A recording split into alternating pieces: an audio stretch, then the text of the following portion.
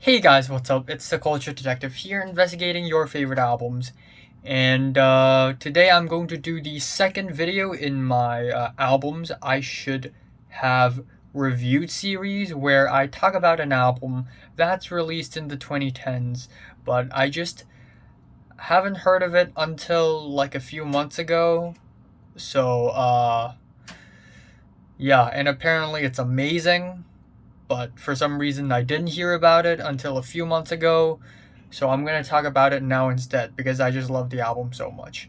And today I'll be talking about Midair Thief with Crumbling, or in Korean, 공중도둑 무너지기. So Midair Thief is a Folktronica Neo-Psychedelia artist in South Korea. And this album, 무너지기, is released in the year 2018. And the reason why it rose to fame is mainly because of RateYourMusic.com. Out of nowhere, RateYourMusic.com and the critics in that website just really love this album and really push this album into the top 10 albums of the year list. I mean, the same thing happened for the latest Parano album, which I found out and reviewed and enjoyed. And holy fuck. Midair Thief's Crumbling is a masterpiece, and nothing less than that. Holy crap. This album just gets better and better every single time I listen to it, and there's just something about it that's just so magical and nostalgic and existential and beautiful and subtle and enchanting. I just can't stop listening to it. It is absolutely fantastic. So to give you a little bit of background, Midair Thief is a pretty secretive person. We don't know his age, his name, his face, where he's exactly from in South Korea. We only know that he exists. He's a producer, and he also invited Summer Soul, also a South Korean singer, to sing on this album. And that is pretty much it. Before Midair Thief, he released a couple EPs under the name of Ahhhh, and then afterwards we have Public Morality, which is a very smart double entendre because Midair Thief is 공중도둑. 공중 is like 홍종, mid-air, but it also kind of sounds like 공종. In Cantonese, it's 공종, and it kind of means public, and then 도둑 sounds like thief, but also at the same time sounds like the word morality. So public morality and midair thief also sounds like 공중도둑. That's why it's midair thief now. Get it? It's a double entendre, and it's really smart. But yeah, this album is absolutely stunning. It is very poetic as well, lyrically, very abstract, and it also wears its influences on its sleeves, but it still sounds super fresh. I guess one major influence I can definitely spot is Radiohead, and I know I talk about Radiohead and Death Grips a lot in my album reviews. It's kind of getting annoying, but seriously, you could hear some of the most beautiful, essential Radiohead isms in this album, especially in the In Rainbows eras, because of how dreamy and buttery this album can get. The album opener, Why, or in Korean, Way, is a stellar album opening. It is cinematic, it pops out, it really grabs your attention. It starts off with an assortment of warped keyboards that's just very fluid and soft and watery, and we also hear these hushed whispers, and then it slowly builds up with these cool breezy guitars that are very soft and wondrous and most importantly refreshing. And then at the 1 minute and 25 mark, we are hit with these splashes of keyboards that's just like, holy crap, what is that?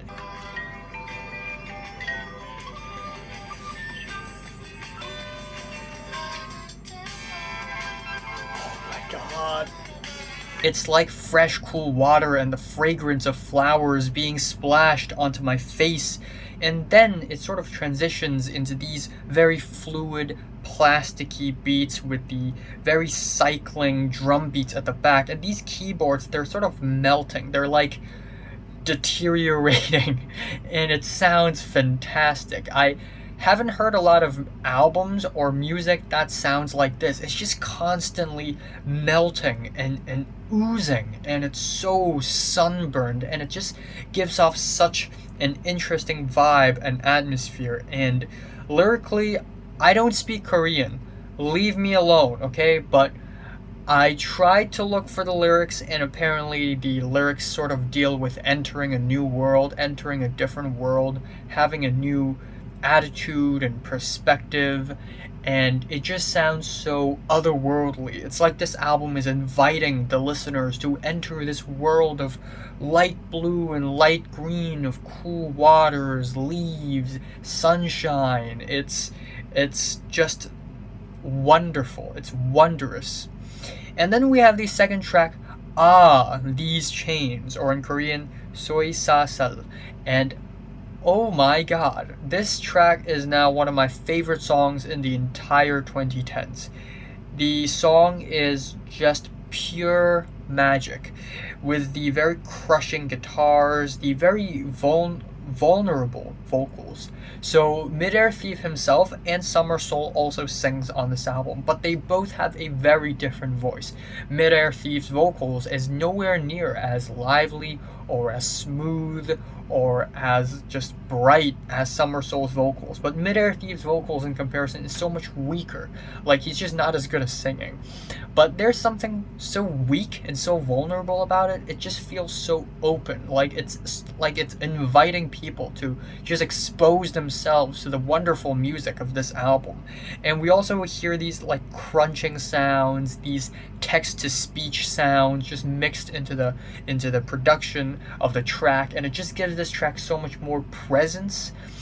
And then the track just slowly builds up to an absolute burst of colors, and mixed with sunshine, summer breeze, swaying leaves, lemongrass, fish, and lily pads.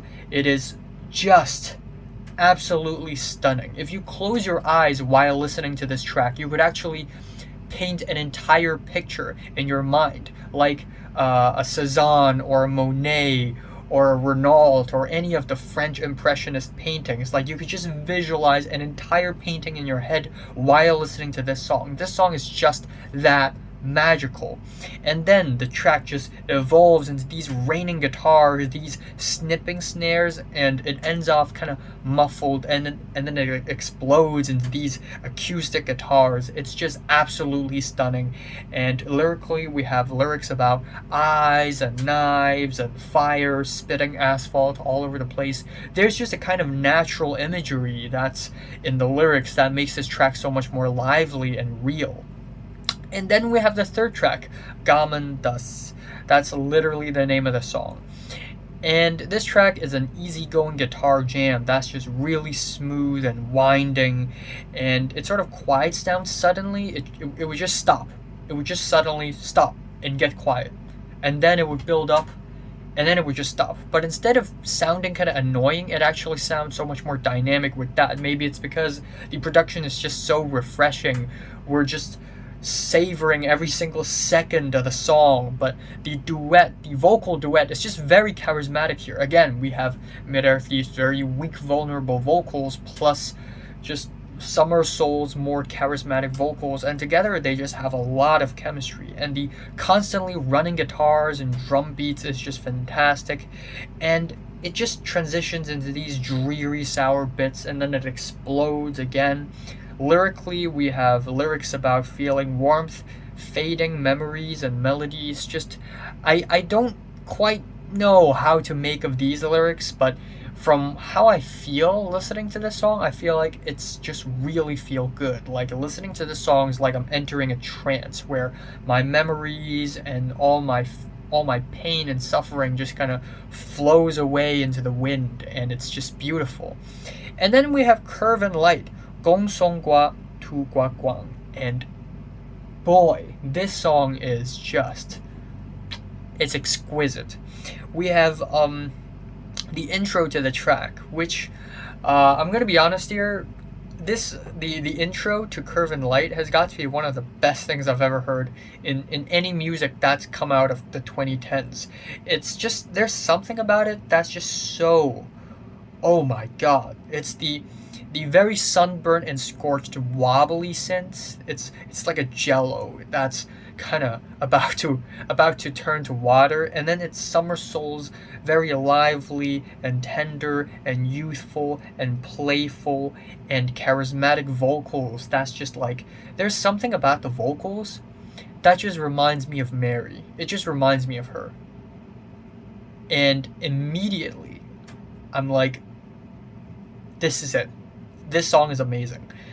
And at the 42-second mark, words can't describe how magical this moment is. Like, I'm going to put the camera here, put my phone here later, and just listen to the song, because I can't describe how magical this bit is. You need to listen to it yourself. But oh my god, it is absolutely amazing.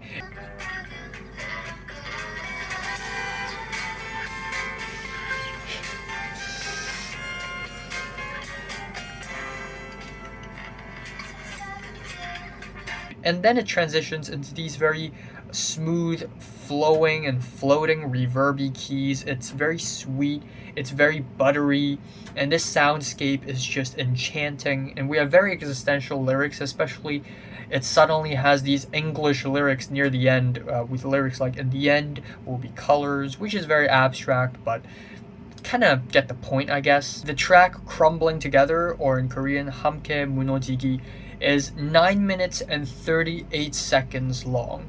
But does it live up to its length? Is the length justified? Hell yeah.